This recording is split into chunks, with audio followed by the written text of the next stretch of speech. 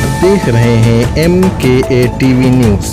छोटी बड़ी खबरों के लिए हमारे चैनल को सब्सक्राइब करें और बेल आइकन को दबाएं। देखिए, जो आज सुबह में यूएस ने ईरान के 3 या 4 न्यूक्लियर साइट्स पर जो अटैक किया है वो इंटरनेशनल लॉ का वायलेशन है, यूनाइटेड नेशन चार्टर का वायलेशन है, एनपीटी का वायलेशन है और खुद यूनाइटेड स्टेट्स का जो संविधान है, आइन है, कॉन्स्टिट्यूशन है, उसका वायलेशन है। क्योंकि उनका संविधान आइन ये कहता है कि बगैर उनके कांग्रेशनल परमिशन के कोई उनका मुल्क, उनका देश जंग नहीं कर सकता।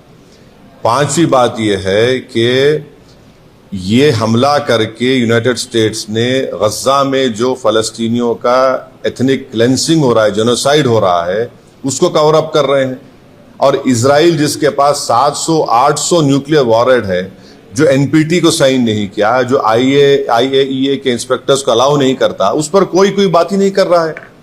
और छठी बात यह है कि मेरी बात लिख के रख लीजिए कि 5-10 साल में ईरान 90% यूरेनियम का एनरिचमेंट करेगा, 90% करेगा। नहीं रोक सकते ईरान को। अब ईरान एनपीटी से निकल जाएगा और एनरिचमेंट करेगा।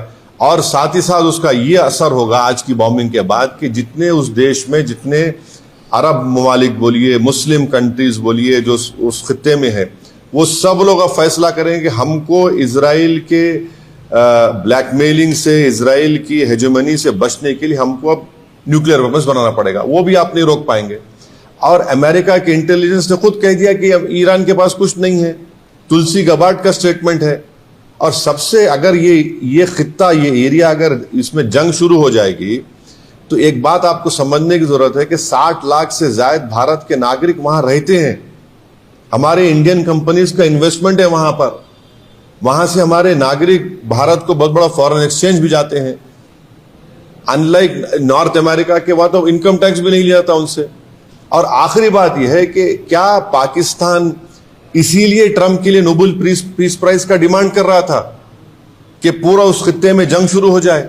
क्या इसीलिए उनके जनरल जाकर लंच खा के आए थे वहां पर कि पूरे इस इलाके में आग लग जाए, जंग शुरू हो जाए वहां पर?